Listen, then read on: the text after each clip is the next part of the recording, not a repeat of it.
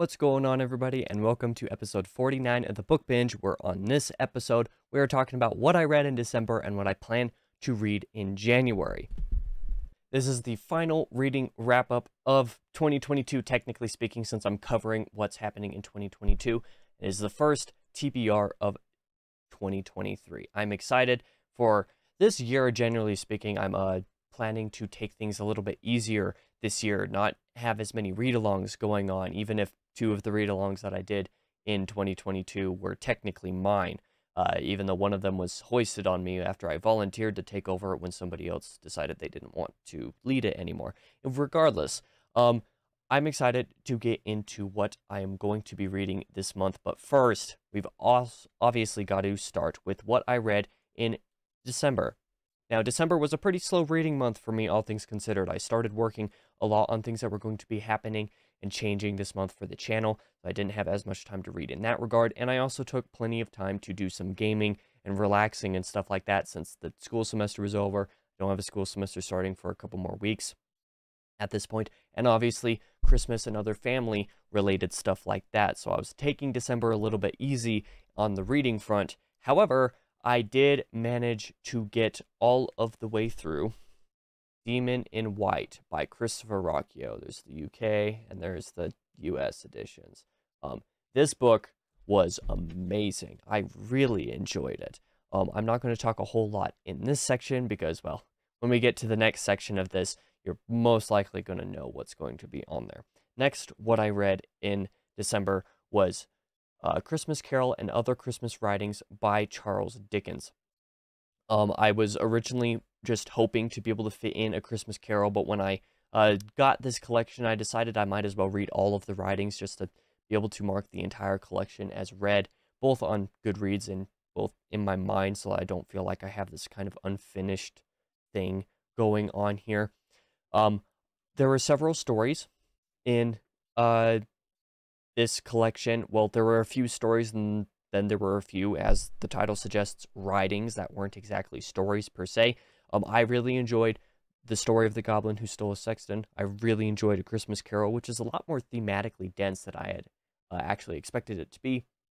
And I also enjoyed The Haunted Man and The Ghost Bargain. So those three stories were well worth reading. Pretty much everything else in the collection you can skip. It's not super great.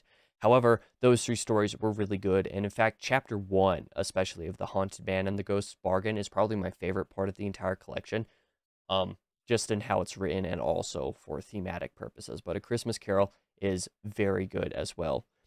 But now that we've talked about that, let's actually talk about my book of the month, because that is all that I actually read in December. I was hoping to fit in another item in the month. If you watched the November reading wrap-up and December TBR video that came out last month, you would know what that item was. We'll talk about that shortly, though. But my book of the month was definitely Demon in White. Like, it runaway victory, not just because there were only two things that I read in December, but because Demon in White is so good. Through the entire process of reading, pretty much the entire way through, I was debating with myself whether I liked Howling Dark better or whether I liked Demon in White better. I could have made very solid arguments to myself for and against either book. Well, not even so much against, because both of them have next to no flaws, if any. But the final chapter of Demon in White actually makes it take the cake for me in terms of the series. Demon in White was very good, very different from Howling Dark. Quite different, even in its structure, because while Howling Dark felt like all one single adventure and story with arcs, Demon in White, its three main acts, I guess, felt almost like entirely different books, and that honestly made it very fun to read for being something that was so chonky. But I really enjoyed Demon in White. Definitely deserved to be my book of the month. But now let's move on with this month's reads, what I plan to read in January. Now, in 2023, I actually have the goal of not reading quite as much. If you're more interested in learning about that, next Tuesday I'll have a video titled along the lines of my general 2023 TBR, you know, what I'm excited to read in 2023. In that video, I talk a little bit about the fact that I'm looking to read not quite as much over this year because I would like to work on other projects, you know, some associated with YouTube, a lot associated with my writing and whatnot, so that I'm not spending basically every waking moment worrying about whether I'm going to get everything that I want to have read in the month done. So um, this month is going to seem a little bit big in my mind, but here in the next couple months, I'm going to be winding down my reading so that I'm only doing a couple of items a month, 2 or 3, depending on their length. But first, let's start this month off with something huge, being The Count of Monte Cristo by Alexandre Dumas. This is a book that I was supposed to read in June/July of 2022, but didn't get to because the middle of June was when I had a reading slump, partially because I was just tired of reading to an extent, but also because I was reading Song of Susanna by Stephen King at the time, book 6 of the Dark Tower, and that one really kind of ruined my motivation and desire to read for a good chunk of time. And instead of deciding to fit in The Count of Monte Cristo in July, after having binged the entirety of The Dark Tower, the final book in the Dark Tower series, in just a week, I think I could have, if I really wanted to, fit The Count of Monte Cristo into the rest of July, but instead of doing that, I decided to fit the Bird book in instead, much to my personal regret. Sorry to everybody who loves that story. I was not a fan, and I kind of low-key regret trying to fit it into a time when I could have fit this in instead. This month, I'm going to start this. Instead of trying to plow through the whole thing or anything like I ended up doing with Les Mis in November, what I'm going to do with Count of Monte Cristo is I'm going to read anywhere between like 20 to 30-ish pages every morning when I wake up. And that's going to basically be my reading of Count of Monte Cristo so that I can get through it over the course of January and February, maybe into March if I need it, but with a 20 or more page goal of reading every morning, I should be able to get through it in a couple months just fine. So that is my goal, is I'm going to start The Count of Monte Cristo. I really hope I enjoy it. Who knows? It might be an early book of the year contender for me. But next up on my schedule is something that I just started this morning. I'm recording this on the 1st of January. That is Tales of the Sun Eater Volume 2 by Christopher Rocchio, which is encompassed in this Queen of Mid-Ashes and Other Stories collection. I've read nearly the entirety of the first story. I wanted to finish the entirety of the first story before I started recording this video. However, there's a pretty major snowstorm the past couple days where I live, and I'm going to have to do a lot of shoveling before I go to work today, so I'm kind of lucky that I'm going to be able to record this video at all. So I didn't get quite able to finish that story, but I will absolutely work on this over the next few days as a very quick short read that I was supposed to fit into December last year, but because of time constraints, I didn't actually end up having the time to do that. That's fine. It'll only take a few days at the beginning of the month here before I get into my first major read of the month that isn't, the ongoing one like Count of Monte Cristo, that being 20,000 Leagues Under the Sea by Jules Verne. This was voted as the monthly classic book that we are going to read in January. This is one that I have very fond memories and feelings for. What in the world is going on? Oh, there we go. This is one that I have very fond memories and feelings for because in, I believe it was 8th grade or something like that, I actually checked out a version of 20,000 Leagues Under the Sea translated by Anthony Bonner from my school library, and I plowed through the first half of that so quickly. And then it turned out to be the end of the school year, and I had to return the book. And the versions of 20,000 Leagues Under the Sea that existed at my public library were not the Anthony Bonner translation. So I didn't actually finish the book, even though I was actually loving it. Surprisingly enough, I was loving 20,000 Leagues Under the Sea. So I'm very excited to get to it again and actually finish it this time. It's just a shame that Anthony Bonner hasn't translated anything else, let alone any Jules Verne specifically, because if he had translations of all of Jules Verne's works, his editions would absolutely be the editions that I collected, because his translation of 20,000 Leagues that I read in 8th grade was brilliant, at least in my memory. The following 20,000 Leagues Under the Sea, it is back to the Sun Eater for me, and I'm going to read Kingdoms of Death in the Sun Eater by Christopher Rocchio. Sorry, my view on my monitor is not mirrored the way that it used to be when I recorded on my phone, so sometimes it's hard to position these correctly. I just have to get used to that. So Kingdoms of Death is book 4 in the Sun Eater, and one that I am looking forward to, question mark. I mean, I really enjoyed Empire of Silence. I thought it was a fantastic debut. I adored Howling Dark. I also pretty much adore Demon in White.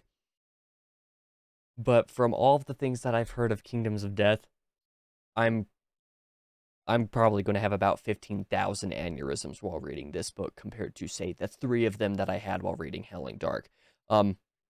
It's one that I'm very excited to read because I've been loving the series, so I'm, excited to continue with it, but I'm very much dreading the pain and torment that Rakio is surely intending to put me through based on everybody else's reactions and if the title is anything to speak of. So, in fact, in Demon in White, there was a chapter called Kingdoms of Death, and that chapter alone was a doozy. So an entire book named that, I'm going to have such a fun time. Anyways, those are basically my confirmed plans for the month. But in 2023, I actually also want to do something a little bit different as well. One of the other reasons why I'm cutting down on the novels that I want to read each month is because I want to read a little bit of some other stuff as well, specifically being the complete tales and poems of Edgar Allan Poe, which I will stick right over here, I guess, to attempt to be partially in frame for just a moment, and then the complete fiction of H.P. Lovecraft.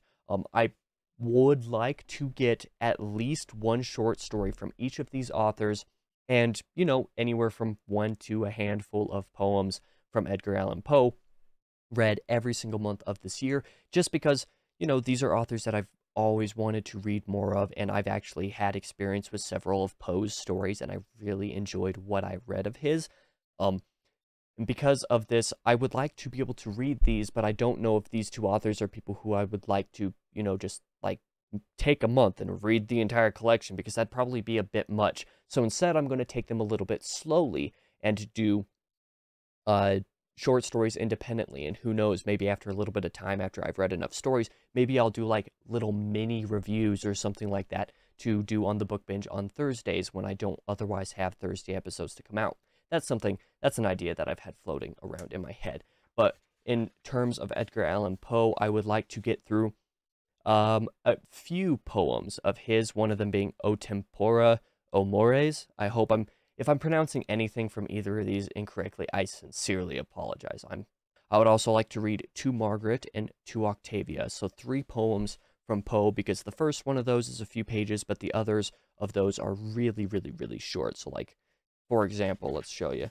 O Tempora is like 3 pages, but To Margaret and To Octavia combined are barely 1 page. So I want to go through some poems of Poe's and really like digest them and like study them a little bit, just learn a little bit both about how poetry and the English language worked at the time, but also so that I can understand them in certain cases, because I would like to do more technical poetry myself, and having experience with one who is rather well regarded would probably help me with that a little bit.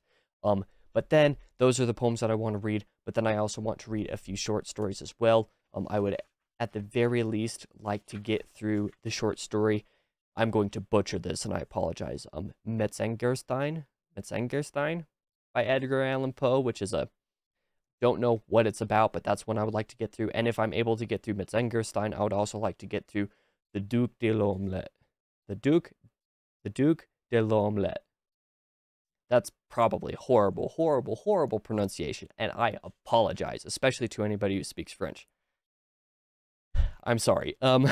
However, both of those short stories seem rather short, like just a few pages each, so I would like to get through a couple of those and kind of see what some of them are about. And if you're wondering about the order that I'm choosing to read any of these short stories or poems, I'm just going through them in the order that these Barnes & Noble's collections have them in. Moving on to H.P. Lovecraft, the short story or short stories that I would like to get through from him are firstly The Beast in the Cave, but I would also like to get through The Alchemist if I have time. The Alchemist is one that I've heard a little bit about, being a very good mystery until Lovecraft decides to just basically spoil, well, not necessarily spoil it, but basically tell you the answer in the very last line of it. But whatever. I still want to read both of these stories, so those are on the plans for January as well. And of course, if I don't have time to read any short stories or poems, I'm not going to force myself to, because the priority is definitely more of these main novels and whatnot that I want to get through. So, I mean, when I was coming up with this TBR for January, I was actually about to put another novel on the TBR, but then I remembered that I want to cut back a little bit, and with the poems and short stories, I should be fine where I'm at. In fact, the fact that Tales of the Sun Eater Volume 2 got pushed back into this month is going to make it a little bit tough to get through as well, especially once school starts here in a couple weeks, which I'm not excited for at all. I hope you all enjoyed this video. If you've read anything that is on my list, let me know how you felt about it, and let me know what you think about my picks to read over the coming month.